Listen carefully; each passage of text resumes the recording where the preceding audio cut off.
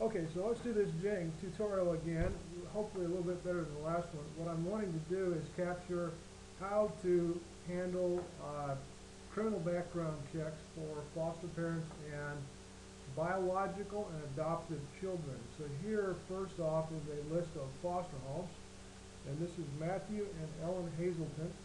These are all fictitious data, of course, and I'm in the Oaks Foundation sample database. I'm going to open up that foster home, and you'll notice that there is a new tab called Bio Children and Caregivers. Caregivers is not developed yet, but this is, and these are fictitious children.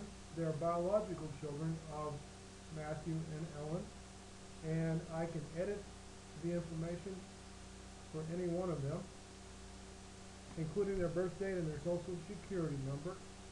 And the CBC status right here is going to say for children that are born recently, like this is a newborn, and so they obviously don't need a criminal background check, so that's not needed. This child is only 11 years old, and so they don't need a background check. However, this child has a background check, or needs one, and this child also needs one because they're actually 13 years old. So it would normally say that it's coming up. So on their 13th birthday, the system will begin to say they're going to need one. And within 30 days of the expiration of any criminal background check, the system will begin to alert you. Now, let's update or see some of the criminal background checks. And this is obviously overkill, but here's that biological child, Joe Snerdley, and these are links to the parents' records. We'll get to that in a minute. And this is a link to the foster home, which would just take us back to where we were. And these are the criminal background checks that we have on record. If I want to edit these, I can do that. You notice that changes down below. If I want to upload a file, I can do that. The system will accept a PDF doc, or it will accept a JPEG. There's a little warning that it may take a few minutes if the file size is large. And when I'm ready, I just click Update. I can also add a new criminal background check and make it whatever date I want to.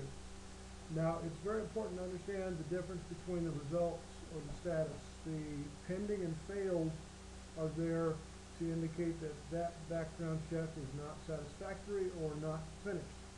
It will not be counted as a background check by the system, and you're going to get alerts on that one. However, the resolved and passed will be considered valid background checks. And let's suppose that you have a background check that's either resolved or passed. Well, then if the date is March the 15th of 2010, then the system will not expect the background check until March the 15th of 2012. Now, adding background checks for foster parents. Let's go ahead and go into parents and open up the record for Ellen Hazelton. And you can see that she has got, we'll move this down here, she has got 2 background checks in place, and it's identically the same thing as for biological children. So we can edit, we can remove it, we can click to view the actual file copy of the background check, which again, as I said, can be a Word doc, a PDF, or a JPEG. I can replace that by selecting a new file for that particular record. When I'm done, I'm going to click Update. So it really is very easy. Next time we'll get into the reporting of how the reports look like and how I can use those reports to see who needs criminal background checks.